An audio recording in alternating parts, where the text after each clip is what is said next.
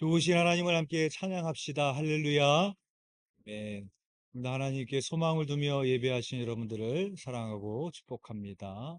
오늘 저희 교회를 처음 오신 분들 환영하고 축복합니다. 마야 안젤루는 20세기 미국에서 가장 영향력이 있던 흑인 여성 중에 한 명입니다. 오늘날로 말하자면 오프라 윈프리 같은 그런 여성입니다. 시인, 작가, 배우였던 그녀는 자신의 험난한 삶을 기록한 자서전에서 나는 배웠다라는 글을 남겼습니다. 그 중에 일부를 읽어드리겠습니다. 나는 배웠다. 어떤 일이 일어나도 그것이 오늘 아무리 안 좋아 보여도 삶은 계속된다는 것을, 내일이면 더 나아진다는 것을. 나는 배웠다. 생계를 유지하는 것과 삶을 살아가는 것은 같지 않다는 것을. 나는 배웠다. 양쪽 손에 포스글러브를 끼고 살아가서는 안 된다는 것을. 무엇인가를 다시 던져줄 수 있어야 한다는 것을. 나는 배웠다. 내가 여전히 배워야 할 게 많다는 것을. 이라는 글입니다. 마야 안젤루만 그런 것이 아니라 우리도 내 인생이 마치 끝난 것처럼 느껴지는 절망의 순간을 마주할 때가 있습니다. 그러나 우리도 인생을 통해서 배워야 됩니다. 오늘 아무리 안 좋을지라도 삶은 계속된다라는 것을, 그리고 내일이면 더 나아진다는 것을. 특별히 하나님을 믿는 우리들에게는 더더욱 그렇습니다. 하나님은 우리의 형편을 아시고 우리의 기도에 응답하시고 우리의 삶을 인도해 가고 계시기 때문입니다. 마야 엔젤로의 말처럼 생계를 유지하는 것과 삶을 살아가는 것은 같지 않다라는 것을 배워야 됩니다. 인생에서 가장 시급한 것은 먹고 사는 일일 것입니다. 그러나 그것이 인생의 전부가 아니요, 인생에는 더 중요한 것들이 있음을 우리는 배워야 됩니다. 마야 엔젤로의 말처럼 양쪽 손에 포스글러브를 끼고 받기만 하며 살아가는 것이 아니라 나도 다른 사람에게 무엇인가를 줄 수 있는 인생이 되어야 됨을 배워야 됩니다. 그런데 우리가 인생을 통하여 이러한 것들을 배우지 못한다면 어떻게 되겠습니까? 인생의 절망을 만날 때마다 내 인생은 끝이 났다고 하면서 포기해버리고 말 것입니다. 한 번뿐인 인생인데 그저 먹고 마시는 일이 전부인 것처럼 인생을 낭비해버리고 말 것입니다. 일평생 남에게 베푸는 것 없이 그저 나만을 위해서 이기적으로 살고 말 것입니다. 그래서 우리는 늘 배워야 됩니다. 내가 부족하다는 것을, 내가 아는 것이 이 세상의 전부가 아니라는 것을 겸손함과 성실함을 가지고 배워야 됩니다. 우리 사회의 문제는 좌우로 나뉘어진 이념 간의 갈등만 있는 것이 아니라 세대 간의 갈등도 있습니다. 그 중요한 원인 중에 하나로 급격한 사회적 변화를 꼽을 수 있습니다. 일제강점기부터 시작해서 우리 사회가 경험했던 변화는 문자 그대로 격동의 시대였습니다. 그렇다 보니 자신이 경험한 시대로 다른 시대를 이해하는 것이 쉽지 않은 것입니다. 밥상머리 교육이라는 말이 있습니다.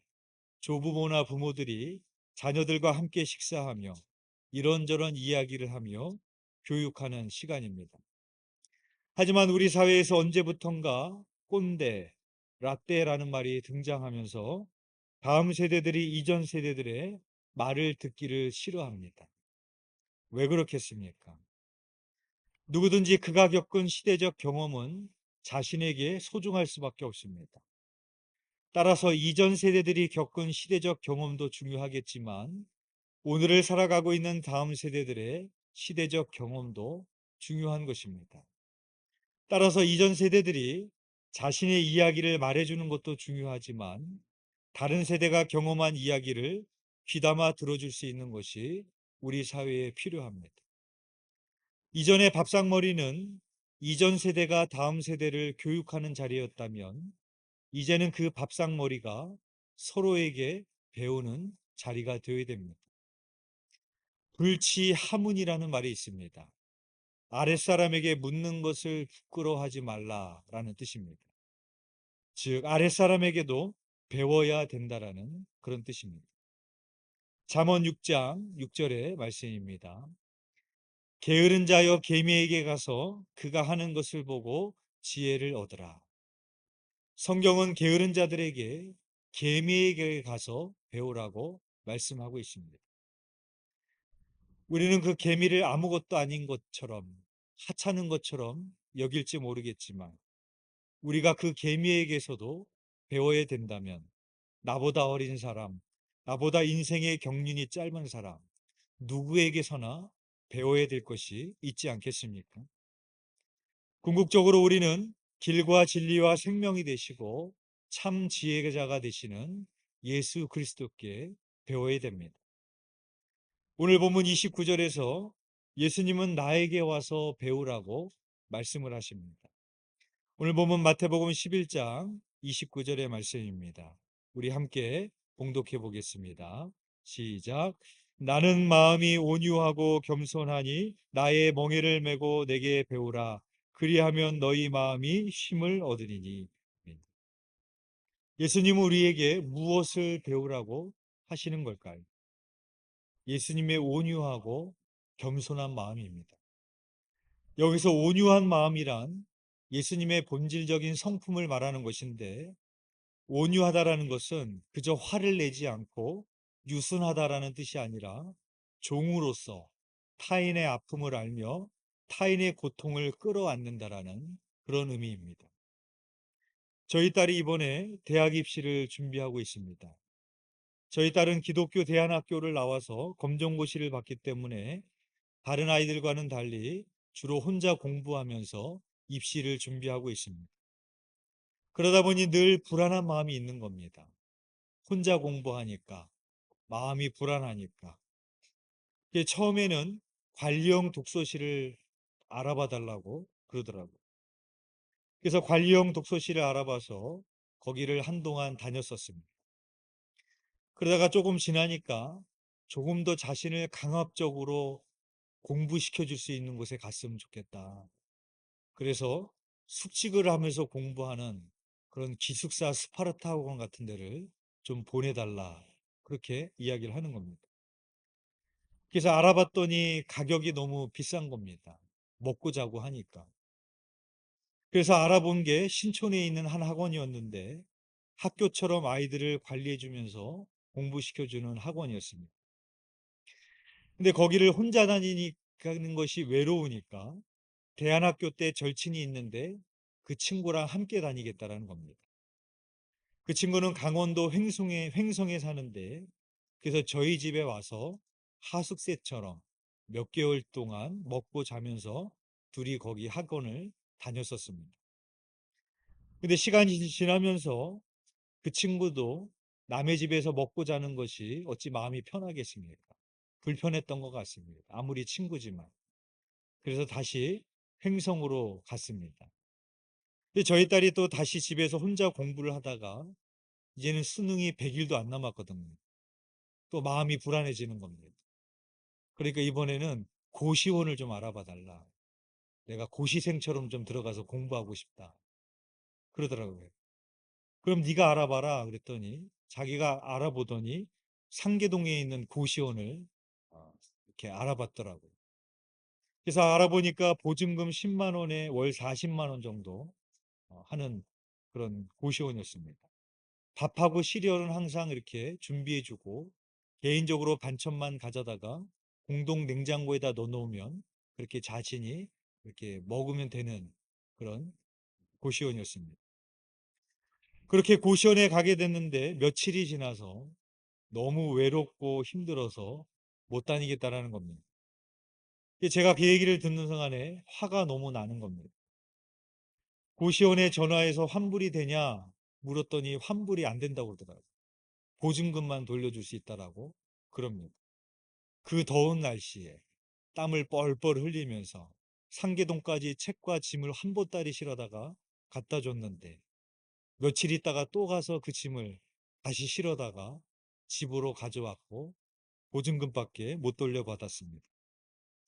그렇게 집에서 며칠을 공부하더니 수능이 100일도 안 남았는지 또 마음이 불안해졌나 봅니다. 이번에는 관리형 학원을 보내달라고 얘기를 했습니다.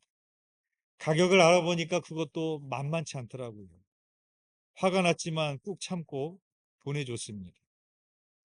근데 점심은 집에서 도시락을 싸가는 거고 저녁도 먹고 와야 되는 겁니다. 그러니까 혼자 점심 저녁을 혼자 먹으려니까 너무 외롭다라는 겁니다. 점심은 혼자 도시락을 먹을 테니까 당분간 적응할 때까지는 저녁을 좀 같이 먹어달라. 그렇게 얘기를 하는 겁니다. 제가 그 얘기를 듣는 순간에 뚜껑이 열렸습니다. 도대체 뭐 하는 짓이야, 이게. 근데 제 아내를 보니까요, 매일 도시락을 싸줄 뿐만 아니라 매일 가서 저녁을 같이 먹고 집으로 오더라고요. 제 딸이 고시원 사건을 경험하고 나서 그런 말을 했었습니다. 자기가 그동안 얼마나 공주처럼 자랐는지, 의지가 약했는지를 알았다고. 엄마 아빠가 얼마나 소중하고 가정이 얼마나 소중했는지를 자기가 배웠다라고 얘기를 했습니다. 근데 제 아내가 우리 딸이 그것을 배웠으면 나는 그 돈 아깝지 않다. 그러더라고요. 그러면서 매일같이 그 학원에 가서 또 같이 저녁을 먹고 출퇴근하듯이 집에 그렇게 오는 겁니다. 그래서 저희 딸이 지금은 학원을 열심히 잘 다니고 있습니다. 제가 이 이야기를 왜 드리는가 하면 이것이 온유한 마음입니다. 예수님의 온유한 마음을 이해하기 위해서는 오늘 본문 뒤에 나오는 이야기를 보면 쉽게 이해할 수 있습니다. 오늘 본문 바로 뒤에 나오는 마태복음 12장에 보면 안식일에 대한 논쟁이 나옵니다. 1절에서 8절에 보면 바리새인들은 예수님의 제자들이 안식일에 시장하여 이삭을 잘라 먹은 것을 가지고 예수님께 와서 당신의 제자들이 안식일에 하지 말아야 될 것을 했다라고 비판을 합니다. 9절에서 21절에 보면 예수님께서 안식일에 회당에 들어갔는데 거기에 한쪽 손이 마른 사람이 있었습니다. 바리새인들은 예수님을 고발하기 위해 안식일에 병 고치는 것이 옳으냐라고 물었고 예수님은 너희 중에 어떤 사람이 양 한 마리가 있는데 안식일에 구멍에 빠졌으면 끌어내지 않겠느냐? 사람이 양보다 얼마나 더 귀하냐? 그러므로 안식일에 선을 행하는 것이 옳으니라고 말씀을 하십니다. 그리고 예수님은 그 사람에게 손을 내밀라 하시고 손을 고쳐주십니다. 본문인 누가복음의 6장에 보면은 예수님께서 이렇게 말씀을 하십니다. 일어나서 한가운데 서라. 그리고 그 손을 내밀라. 그렇게 말씀을 하십니다. 그냥 고치실 수도 있었는데 한가운데 서라. 그렇게 말합니다. 그동안 이 손이 마른 사람이 어떻게 살았겠습니까? 부정한 사람이 되어서 사람들 가운데 가지도 못하고 끼지도 못하며 살았을 것입니다. 그 병자들을 향하여서 예수님은 그 사람의 그 한가운데 서라. 그리고 손을 내밀어라. 그렇게 말합니다. 이 병자는 일평생 그 손이 부끄러워서 감추면서 사람들에게 보이지 않고 살았을 것입니다. 그러나 예수님께서는 너의 수치심을 드러내라는 것입니다. 나에게 드러내고 다른 사람에게 드러내라. 그렇게 말씀하시는 것입니다. 예수님은 그의 손만 고쳐주셨던 것이 아니라 그의 수치심까지도 고쳐주셨던 것입니다. 그 환자가 일평생 손이 마른 것 때문에 그 수치심으로 인해서 일평생 얼마나 무거운 짐을 지고 살아갔겠습니까? 예수님께서는 그 무거운 짐조차도 내려놓게 해주셨던 것입니다. 그러나 바리새인들은 그렇게 하지 않았습니다. 그 사람의 아픔과 그 사람의 수치심에서는 관심이 없었습니다. 오로지 예수님을 공격하기 위함이었고 안식이라는 율법의 규정만 중요하게 여겼지 손이 마른 사람의 고통을 이해하고 끌어안으려고 하지 않았습니다. 오히려 안식일이라는 율법의 규정으로 그에게 종교적인 무거운 짐, 율법적인 무거운 짐만 씌우려고 했습니다. 그래서 예수님은 서기관들과 바리새인들이 모세의 자리에 앉아 사람들의 어깨에 무거운 짐을 지운다라고 비난을 하셨습니다. 마태복음 23장 1절에서 4절의 말씀입니다. 이에 예수께서 무리와 제자들에게 말씀하여 이르시되 서기관들과 바리새인들이 모세의 자리에 앉았으니 그러므로 무엇이든지 그들이 말하는 바는 행하고 지키되 그들이 하는 행위는 본받지 말라. 그들은 말만 하고 행하지 아니하며 또 무거운 짐을 묶어 사람의 어깨에 지우되 자기는 이것을 한 손가락으로도 움직이려 하지 아니하며 라고 말씀하십니다. 서기관과 바리새인들이 모세의 자리에 앉았다라는 것은 어떤 의미입니까? 그들의 교만함입니다. 모세의 자리에 앉아서 남의 죄를 지적하고 남에게 율법의 짐만 지우려고 했던 그들의 고통에 대해서는 손가락 하나도 까딱하지 않은 그들의 태도를 지적하신 것입니다. 그러나 예수님은 그렇게 하지 않으셨습니다. 예수님은 손이 마른 사람의 고통을 이해하셨고 고쳐주셨고 그동안 가지고 살아야 됐던 수치심을 내려놓게 해주셨습니다. 저는 제 딸을 보면서 마치 율법적이고 이성적인 논리로 보면서 화를 내며 야단을 쳤습니다. 그러나 제 아내는 딸의 마음을 이해해주고 날마다 도시락을 싸주고 날마다 저녁에 가서 딸과 저녁을 함께 먹어주고 집으로 돌아옵니다. 그 일을 하면서도 화를 내며 투정을 부리면서 하는 것이 아니라 기쁜 마음으로 하고 있는 것을 제가 보게 되어집니다. 대학 입시라는 인생의 무거운 짐을 지고 살아가고 있는 저희 딸이 봤을 때 누구에게서 쉼과 안식을 얻을 수 있겠습니까? 율법과 같은 제가 아니라 온유한 마음을 가진 제 아내에게서일 겁니다. 우리가 예수님께서 쉼과 안식을 얻을 수 있는 이유는 바로 그와 같습니다.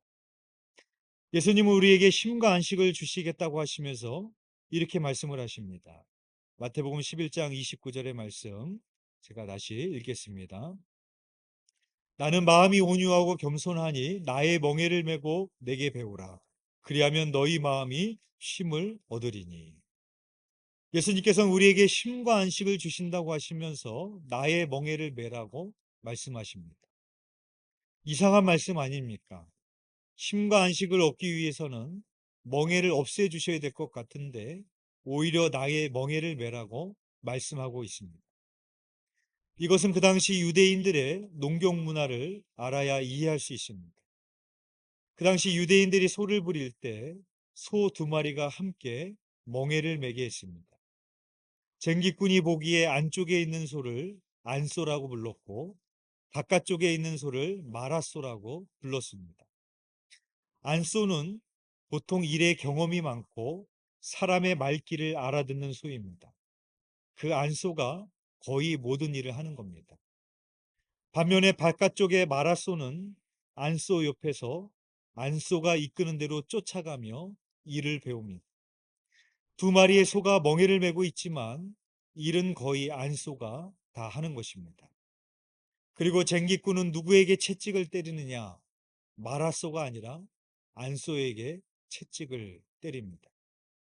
예수님이 나의 멍에를 메라고 하시는 말씀은 예수님이 우리의 안소가 되어주시겠다라는 것입니다.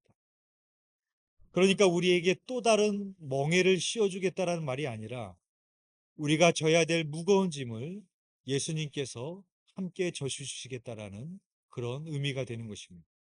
그렇기 때문에 나의 멍에는 쉽고 가볍다라고 말씀하시는 것입니다. 또한 예수님은 나의 멍에를 메고 내게 배우라 라고 말씀하십니다. 여기서 배우라라는 말의 의미는 내가 행한 것처럼 너희도 행해라. 나를 따라와라 라는 그런 말씀입니다. 따라서 이 말씀의 의미는 우리의 고통과 무거운 짐을 같이 져주시는 예수님의 온유함과 겸손함을 본받아 우리도 그렇게 살아가라고 말씀하시는 것입니다. 앤서니 마지렐리, 스티븐 트리지악이 쓴 삶이 고통일 땐 타인을 사랑하는 게 좋다라는 책이 있습니다. 이 책에 의하면 우리의 몸과 뇌는 이타적으로 행동할 때 건강하며 행복하게 되어지도록 만들어졌다라고 말을 합니다. 그래서 두 저자는 타인과 공감하는 능력이 얼마나 중요한지를 말하면서 인생의 번아웃을 치료할 수 있는 방법은 도피가 아니라 타인에게 집중하고 더 많이 공감하는 일이라고 말을 합니다. 나에게만 집중하는 것이 자신에게 도움이 되기는커녕 신체 및 정신 건강, 정서적 안정감에 오히려 나빠지게 되는 요인이 된다라고 말하고 있습니다. 그래서 저자들은 하루 16분을 강조합니다. 하루 16분만 타인에게 관심을 돌리고 공감하고 사심 없이 도움을 주면 내가 건강하고 행복한 삶을 오래 누릴 수 있다라고 이야기를 합니다. 기독교인이 할 수 있는 최고의 공감은 무엇일까요? 그것은 바로 기도입니다. 제가 실명을 들어 말씀하는 것을 이해해 주시길 바랍니다. 새벽기도 시간에 김병걸 장로님께서 예배를 드리시고 기도를 하시는데 우리는 보통 그렇게 기도하지 않는데 김병걸 장로님은 얼마나 크게 또박또박 기도하시는지 그 기도가 본의 아니게 좀 들립니다. 제가 들으려고 해서 들었던 것이 아니라 들렸던 내용들이 있습니다. 그 기도는 바리새인들이 남 들으라고 하는 그런 외식적인 기도가 아니었습니다. 정말로 주님의 마음으로 하는 기도였습니다. 기도하는 내용을 들어보니까 저를 위해서 기도해 주시더라고요. 날마다. 그리고 원로 목사님의 병 고침을 위해서 기도해 주시고 교회 아프신 분들을 위해서 기도하시고 속회의 속도원들을 위해서 기도해 주시고 그리고 할렐루야 성가대회를 위해서 한 분 한 분을 위해서 기도해 주고 계시더라고요. 제가 김병걸 장로님이 기도하는 것을 들으면서 너무 힘이 되고 은혜가 되는 겁니다. 그러면서 드는 생각이 내가 들어도 이렇게 은혜가 되는데 하나님이 들으시면 얼마나 기뻐하실까 그런 생각이 들었습니다. 하나님이 그 기도에 어떻게 응답하지 않으시겠습니까? 사도 바울의 옥중 서신을 보면 놀랍게도 바울은 감옥 안에서도 기뻐하고 감사하고 있습니다. 어떻게 그게 가능했을까요? 물론 바울이 늘 예수 그리스도 안에 있었기 때문일 것입니다. 그런데 그것뿐만 아니라 이것을 오늘 본문으로 적용해 본다면 바울은 예수 그리스도의 마음으로 교회와 함께 멍에를 맺기 때문이었습니다. 감옥 안에 있던 사도 바울이 기뻐하며 감사해야 될 일이 뭐가 있겠습니까? 그러나 감옥 안에서도 교회와 함께 멍에를 매며 기도하고 있었기에 든든하게 서가고 있는 교회를 보면서 핍박과 고난 가운데서도 믿음을 지키고 있는 교회를 보면서 바울은 기뻐하고 감사할 수가 있었던 것입니다. 이 책의 저자가 말합니다. 하루에 16분만 타인에게 공감을 하고 관심을 돌려라. 그렇게 말합니다. 저는 이 이야기가 기독교인인 우리들에게 이렇게 들립니다. 하루에 16분만 타인을 위해서 기도해라. 타인을 위해서 주님의 마음을 가지고 기도해라. 저는 그렇게 들리더라고요. 사랑하는 교회 여러분, 요즘 번아웃이 오신 분이 계십니까? 만약에 번아웃이 왔다면 예수님의 온유와 겸손의 마음으로 사람의 마음에 관심을 가지고 그들을 위해서 기도하시기를 바랍니다. 그것으로 인하여 오히려 내가 행복해지고 건강해지실 것입니다. 추사 김정희가 제주도 유백길에 해남 대흥사에 들렸습니다. 그때 대흥사 대흥보존에는 이광사의 글씨 현판이 걸려 있었습니다.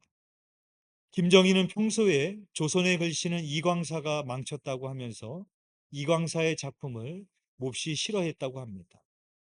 그래서 김정희는 이광사의 글을 내리고 자기가 쓴 것을 올리라고 그랬습니다. 그래서 추사 김정희의 글이 걸리게 되었습니다. 8년 유배 생활을 마친 후에 한양으로 가던 길에 추사 김정희는 다시 대흥사에 들렸습니다. 추사 김정희는 이번에는 자기의 글씨를 내리고 다시 이광사의 글을 올리라고 했습니다.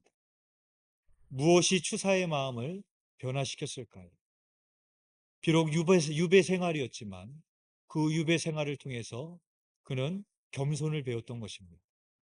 그는 겸손하게 되었고 그로 인하여 그의 글씨는 더욱더 담백하게 되었습니다. 빌립보서 2장 3절에 이렇게 말씀을 합니다.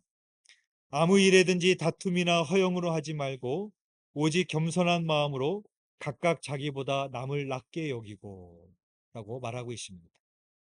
바울이 빌립보 교인들에게 한 말입니다. 어떻게 우리가 남을 나보다 낮게 여길 수 있겠습니까? 바울은 그 비결을 이어서 이렇게 말을 합니다. 빌립보서 2장 5절에서 8절의 말씀입니다.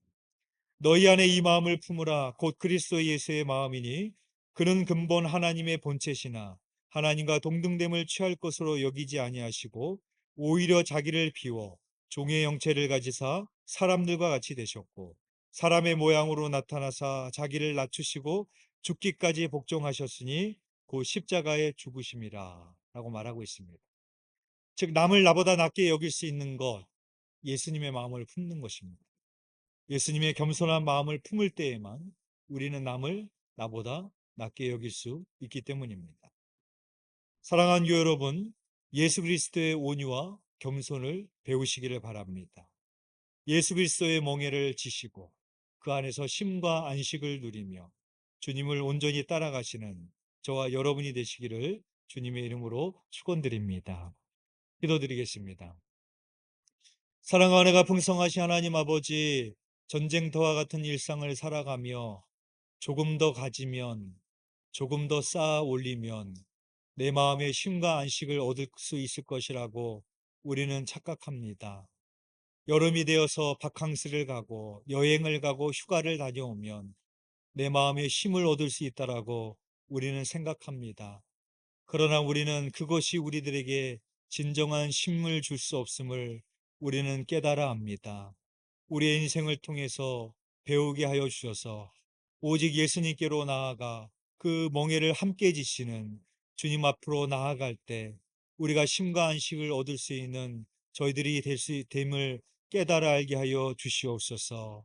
우리 또한 주님처럼 또 누군가의 아픔을 함께 멍에를 매며 기도하는 자가 되기를 원합니다. 타인의 아픔을 공감할 때 그것이 나에게 기쁨이 되고 감사가 될 수 있음을 사도 바울을 통해서 배우게 하여 주셔서 우리가 날마다 타인을 생각하며 우리 지체들을 생각하며 주님의 마음으로 기도할 수 있는 우리 두드림 교회가 될 수 있도록 인도하여 주시옵소서. 감사를 드리오며 예수 그리스도 이름으로 기도드렸사옵나이다. 아멘.